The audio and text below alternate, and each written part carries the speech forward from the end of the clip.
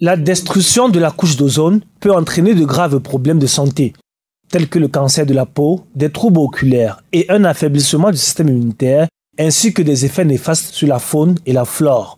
Divers produits chimiques sont responsables de cette dépollution. Bien que le Cameroun ait ratifié plusieurs accords internationaux, dont l'amendement de Kigali, la Convention de Vienne et le protocole de Montréal, certains spécialistes restent réticents quant à l'aménagement réel des autorités, soupçonnant que ces conventions pourraient être en grande partie symboliques. Nous sommes convaincus que l'État met assez de moyens parce que nous avons bénéficié déjà des équipements de récupération des flux frigorigènes.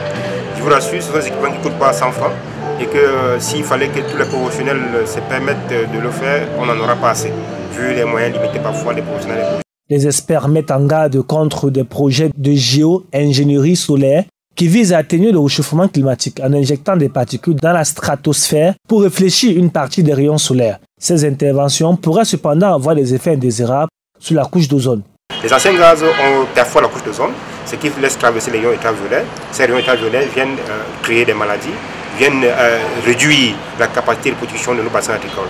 D'autre part, les autorités camerounaises affirment avoir mis en place plusieurs mesures pour protéger la couche d'ozone, avec des résultats jugés satisfaisants jusqu'à présent.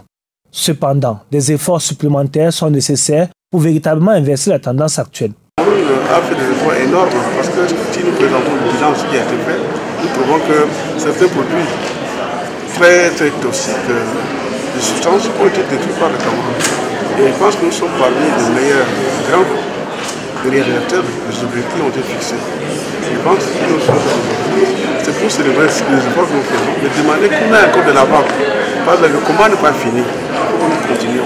Nous sommes donc engagés aussi à combattre pour préserver la couche d'ozone.